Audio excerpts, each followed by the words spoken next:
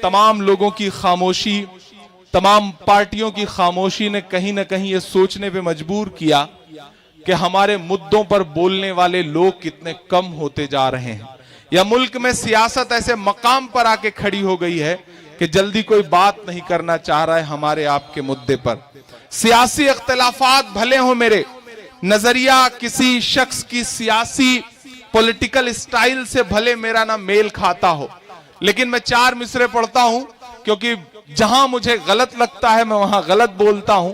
लेकिन अगर किसी शख्स की तारीफ बनती है तो मेरा मन करता है कि मुझे 4 मिसरे जरूर पढ़ने चाहिए। मैं पढ़ता हूं साहब, मैं 4 मिसरे पढ़ता हूं। निजामुद्दीन भाई, मैंने कहा ना कि सियासी इख्तिलाफात भले हों, बहुत सारे मसले ऐसे हैं जहां मैं उनसे इत्तेफाक नहीं रखता, लेकिन परसों जो पार्लियामेंट में हालात गुजरे हैं, मेरा मन करता है कि मुझे ये 4 मिसरे पढ़ने चाहिए। मैं पढ़ता हूं साहब कि महज एक शख्स बोला क्यों नहीं 2-3 ने बोला, महज एक शख्स बोला क्यों नहीं 2-3 ने बोला, वही हक बात बोली जो हमारे दीन ने बोला, वही हक बात बोली जो हमारे दीन ने बोला।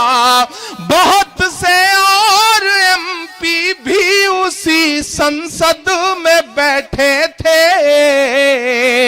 मैंने कहा ना, नजरिए का इख्तिलाफ है, लेकिन जहां मुझे सच लगता है वो कोई भी हो, मैं उसकी तारीफ करने से नहीं चूकता और बुराई करने से भी नहीं चूकता, क्योंकि मैं इसीलिए जाना पहचाना जाता हूं कि सच और गलत जहां भी होगा इंशाअल्लाह उस पर बात जरूर रखूंगा। मैं पढ़ता हूं और आपसे दुआएं मांगता हूं साहब कि महज एक शख्स बोला क्यों नहीं 2-3 ने बोला, वही हक बात बोली जो हमारे दीन ने बोला।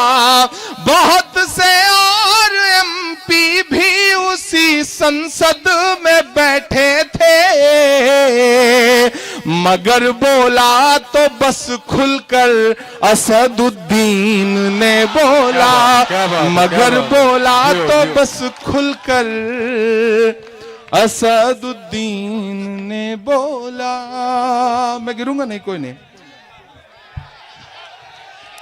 मुझे पता है कहां तक जाना है और कहां से वापस आना है।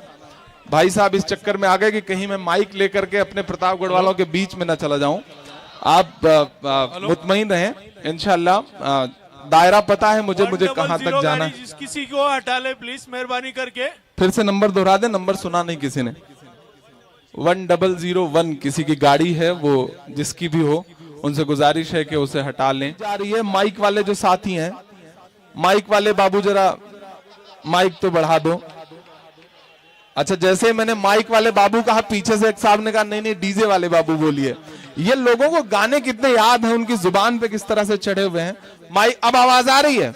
महज एक शख्स ने बोला,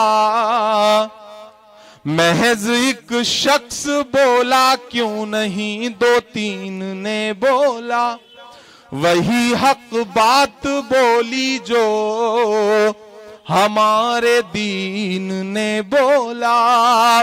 बहुत से और एमपी भी उसी संसद में बैठे थे, मगर खुल कर के तो केवल असदुद्दीन ने बोला, मगर खुल कर के तो केवल असदुद्दीन ने बोला। बिल पास होना बाकी है। लोकसभा में कोई कायदे का नेता भी नहीं था कांग्रेस का। राज्यसभा में गुलाम नबी आजाद हैं, अहमद पटेल साहब हैं। आज मेरी दोपहर में बात भी हुई और मैं निजाम भाई से भी गुजारिश करूंगा और आप सबसे गुजारिश करता हूं कि कांग्रेस के जो एमपी आप लोगों के टच में हो राज्यसभा में, उनके सीने पे चढ़ जाइए और उनसे कहिए कि आपको राज्यसभा में इस बिल का अपोज करना पड़ेगा, वरना अपने क्षेत्र में नजर आए तो ठीक नहीं होगा। ये आपको करना पड़ेगा, क्योंकि जिस तरह की जालिमाना कोशिश की जा रही है आपको